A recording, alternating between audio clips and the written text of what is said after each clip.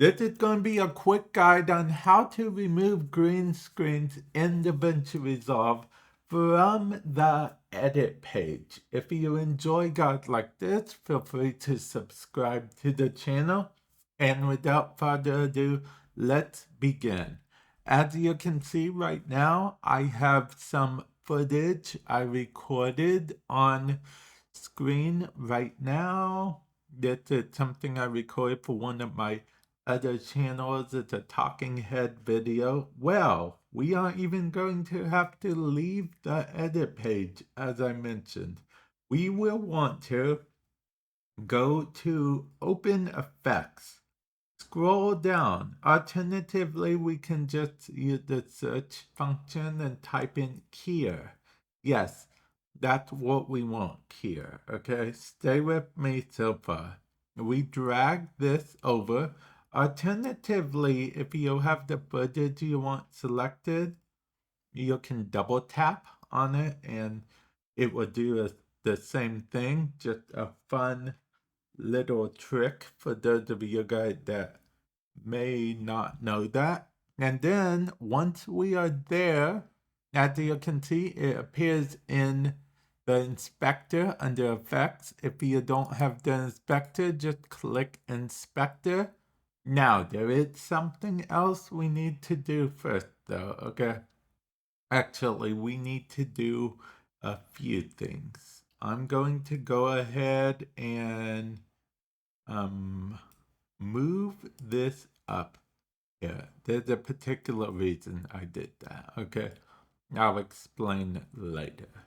So, what we will want to do is click this right here and then go to Open FX Overlay. So that way when we click on the screen here, it will actually register. Make sure this is selected and then go ahead and start drawing where you want it to cut out. Basically, the white parts are what it's not going to chroma key anything out. The black parts are what it's going to chroma key out. So we have that there. That's pretty good, but we can get a bit more into detail. Okay, so we're going to hit click on this for output alpha highlight black and white so we can actually see it. Under usage option, we're going to show path so we can see, and then we're going to click add here, okay? And now that we click add, it's just going to add more, but let's say we made a mistake and added way too much. Well, we can then hit the subtract and, just subtract that, subtract all of this since that was too much as well. And yeah, we just get till it's the way we want it, and then once it is the way we want it, then we would just go over here, go to Final Composite. We will go ahead and turn off the show path lines just because we don't want to show path.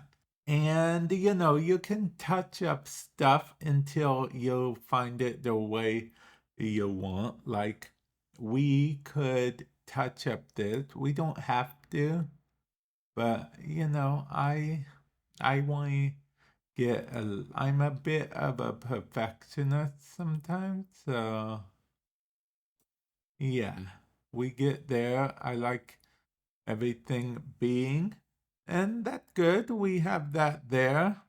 And the final touch, hit despill, okay?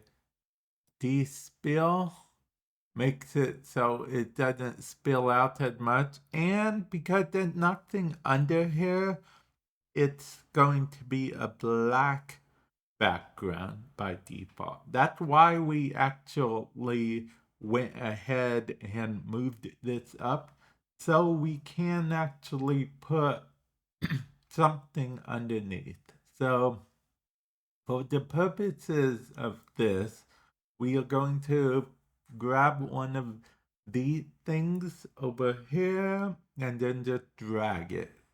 Drag this over here, and as you can see, that whole thing is just right here. Now, of course, you can always play around with the size of the footage underneath, so you can get just perfect, or you can go super wide with it. But yeah, that is how you do the green screen there. You can apply it to actually quite a bit of things.